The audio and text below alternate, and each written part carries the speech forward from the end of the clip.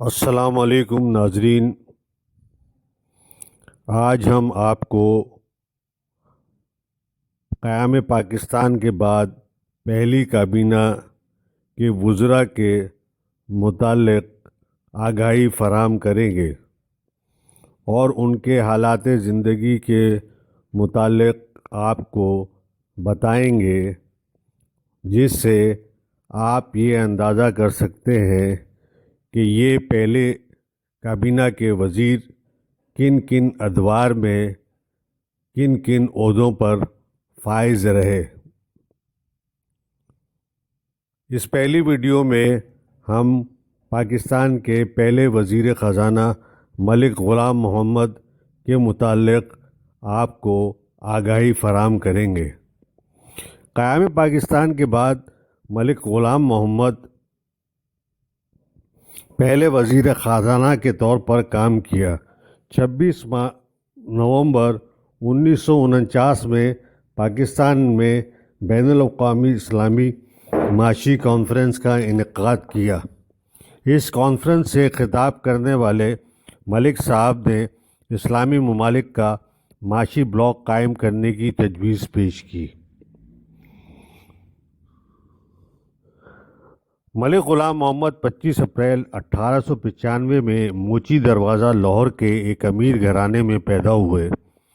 انہوں نے ابتدائی تعلیم لاہور سے حاصل کی، جبکہ اعلیٰ تعلیم کے لیے علی گڑھ تشریف لے گئے، جہاں سے انہوں نے BA کا امتحان پاس کیا۔ انہوں نے انڈین اکاؤنٹ سروس میں چارٹرڈ اکاؤنٹنٹ کی حیثیت سے کام کیا۔ اس کے بعد ریلوے بورڈ میں ذمہ دار عہدے پر کام کرتے رہے۔ جنگ عظیم دوم کے دوران انہوں نے controller of general supply and purchase کی ذمہ داریاں سر انجام دی۔ پہلی گول میز کانفرنس میں آپ نے نواب آف بھاولپور کے نمائندے کے طور پر کام کیا۔ آپ نے نظام حیدرآباد کے مشیر خزانہ کے طور پر بھی ذمہ داریاں سر انجام دی۔ تقسیم ہند سے قبل آپ نوابزادہ لیاقت علی خان کے معاون کے طور پر کام کرتے رہے۔ ان کے تعاون سے نوابزادہ صاحب نے ایک شاندار بجٹ تیار کیا جو غریب کا بجٹ کہلایا۔ ملک غلام محمد کی خرابی صحت کے باعث نوابزادہ لیاقت علی خان نے انہیں ان کے عہدے سے سبکدوش کرنے کا فیصلہ کیا، مگر ان کی بے وقت شہادت نے ملک صاحب کے مقدر بدل دیے۔ کابینہ نے فیصلہ کیا کہ لیاقت علی خان کی شہادت کے بعد خالی ہونے والے وزیر اعظم کے عہدے پر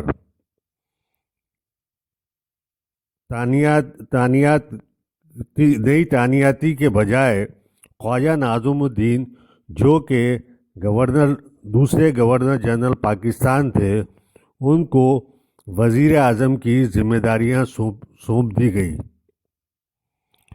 اور گورنر جنرل کی جگہ خالی ہونے کی جگہ پر جناب ملک غلام محمد صاحب کو تیسرا گورنر جنرل بنا دیا گیا۔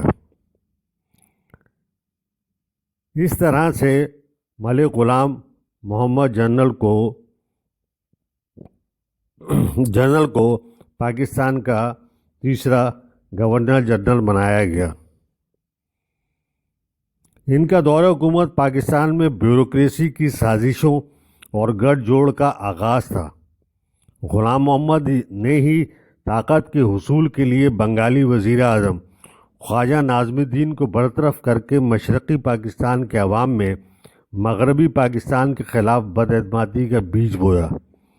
یہ برطرفی غلام محمد اور فوج کے سربراہ ایوب خان کے گٹھ جوڑ کے نتیجے میں ممکن ہو سکی تھی، کیونکہ صرف 2 ہفتے قبل ہی خواجہ ناظم الدین نے پاکستان کی پہلی دستور ساز اسمبلی سے اعتماد کا ووٹ لیا تھا۔ 1954 میں دستور ساز اسمبلی نے قانون میں ترمیم کی کوشش کی تاکہ گورنر جنرل کے اختیارات میں کمی کی جائے۔ گورنر جنرل غلام محمد کو جب ان حالات کا علم ہوا تو انہوں نے 24 اکتوبر 1954 کو فوری طور پر دستور ساز اسمبلی کو برخاست کر دیا۔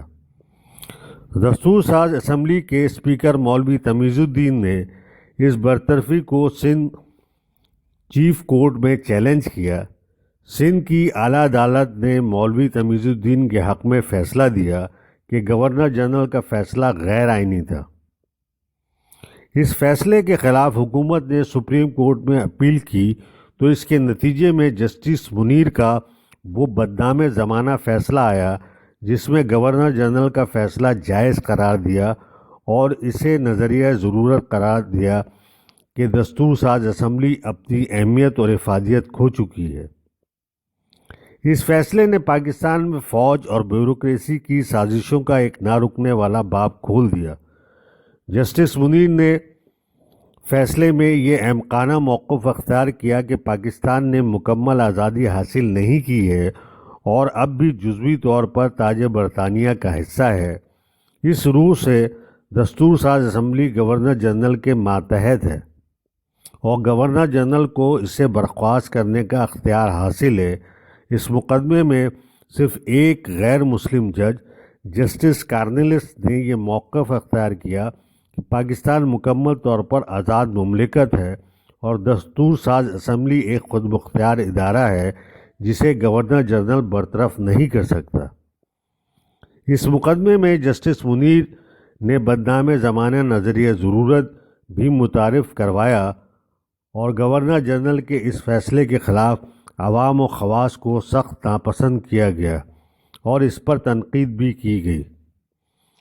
گورنر جنرل غلام محمد بلڈ پریشر، لقوے اور فالج کے مریض تھے۔ ان کی کہی ہوئی باتیں سمجھنا مشکل اور دشوار تھا، مگر اس کے باوجود وہ اتنے بڑے عہدے پر رونق افروز تھے۔ ان کی علالت کی وجہ سے انہیں 2 ماہ کی رخصت پر بھیجا گیا۔ ان کی جگہ سکندر مرزا کو قائم مقام گورنر جنرل کی ذمہ داریاں دی گئیں۔ ملک صاحب نے 12 ستمبر 1956 کو 61 سال کی عمر میں لاہور میں وفات پائی۔ گورنر جنرل غلام محمد کو کراچی کے فوجی قبرستان میں دفنایا گیا جو گورا قبرستان کراچی کے ساتھ ہی واقع ہے۔